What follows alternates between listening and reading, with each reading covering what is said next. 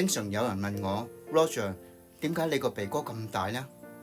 我話呢個係恩典嘅印記。70年前嘅一個早禱會裏邊，一位小學嘅老師向一班參加早禱會嘅同學講咗一件往事，改變咗我嘅人生。有個城市舉辦一個主題名為平安嘅畫展，展覽會上邊琳琅滿目，各種彩色繽紛嘅作品，大多數圍繞着陽光海灘、小橋流水，當然少不了互相依偎嘅情侶。正當大家都用審美嘅角度去欣賞每一幅作品嘅時候，展館盡頭嘅另一幅作品早已經聚集咗一批沉默嘅觀眾。呢幅作品望埋去，佢嘅風格同其他嘅完全相反。白紙上面只係用咗灰色同黑色去描述天與海之間嘅角力。只見天上烏雲滿布，引發狂風暴雨，巨浪滔天。喺呢個驚心動魄嘅畫面入邊，突出咗一塊不斷受到巨浪衝擊嘅磐石。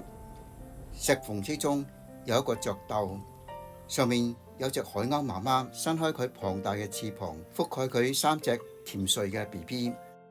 佢哋無懼大浪同暴雨嘅衝擊，喺母親嘅蔭庇之下，享受住最幸福嘅時刻。呢個故事將我原本悲觀又內向嘅個性180度扭轉過嚟。我明白到，只要我成為天父嘅兒子，佢大能嘅膀臂必然全天候保護住我，佢嘅恩典永遠唔會離開我。曾幾何時，經過上環嘅永樂街，見到一個花盆喺一層舊樓上邊，沿住一條拋物線嘅軌跡，就喺我腳前落地開花。我當時只係怪花盆嘅物主缺乏環保嘅意識。最近舊地重遊，已經再見唔到天花亂墜，證明香港人嘅環保意識確實係提升咗。呢個故事就係教訓你出街最好行騎樓底。曾幾何時，途經油麻地碧街嘅騎樓底，忽然聽見後邊龍年巨響，成條行人路幾乎被密集嘅招牌同埋棚架淹沒，只係差2步，恐怕就算醫得好都幾難還原，就算好彩還原得返，恐怕都會成為人類嘅標本。就算行騎樓底都要望下上邊有冇招牌同埋棚架。曾幾何時，跟一位基督徒弟兄去青山灣爬艇，當日風平浪靜，我一時興奮，未向弟兄道別，就喺艇上邊跳落海。點知睇嚟風平浪靜嘅海面，竟然隱藏着漩渦。我雖然拼命掙扎，但係仍然無補於事。弟兄奮不顧身，亦都跳落海，希望幫我脫險。可能佢忘記咗自己未曾學過拯溺，雙方只顧抓住對方，等自己可以浮出水面，吸一口氣。於是彼此互相緊捉，糾纏咗一段時間。可能因為心有靈犀，一齊改變策略，放開對方雙手，一方可以撳住另一方嘅頭浮出水面，快速吸一口氣，然後再閉氣下沉，將自己嘅頭交俾對方撳住，升出水面，然後吸氣，此起彼落，就好似喺度表演韻律操咁樣。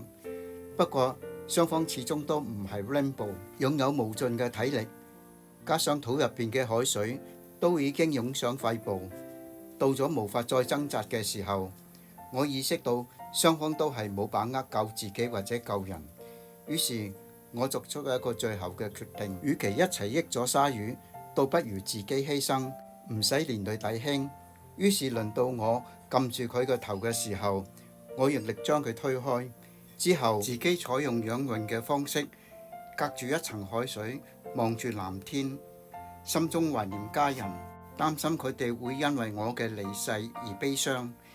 然後腦海中浮現咗一出宗教嘅電影，叫做《賓虛》，當中嘅男主角，當佢喺極度危險嘅時候，佢望住上天，講咗一句 God help me，我好想學佢，但係因為當時口鼻都浸喺水入邊，我無法張開嘴巴，唯有心中求告 God help me。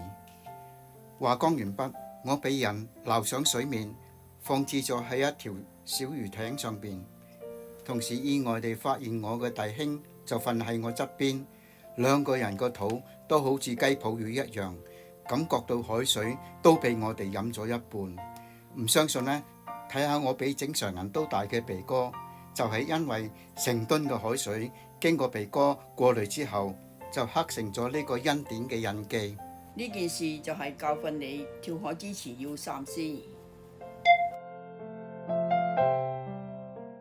經歷咗大半個世紀，渡過咗唔少嘅風浪，但係展覽館之中嘅黑白油畫，海鷗媽媽伸出嘅翅膀，令我同時睇見天父大能嘅膀臂，無時無刻守護住我。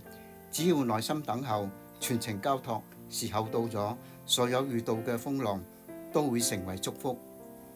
喺我一生之中認為最珍貴嘅兩段聖經，除咗約翰3章16節之外，就係詩人大衛所寫嘅詩篇23篇第一節：耶和華是我的牧者，我必不致缺乏。佢當自己係一隻羊，而天父就係佢嘅牧羊人。佢無微不至咁樣照顧佢哋嘅起居飲食，令佢哋一無所缺。大家都知道羊咩身無分文，甚至比我仲窮，但係佢哋唔使憂慮供車供樓，仲有銀行追數。所以只要我哋好好學習羊咩，依靠天父，身心靈上嘅需要都唔會缺乏。呢件事就係提醒你買樓最緊要量力而為。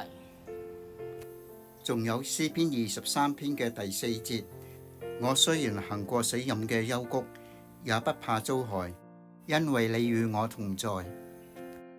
單純記住呢一節，已經令我感到無限嘅安慰。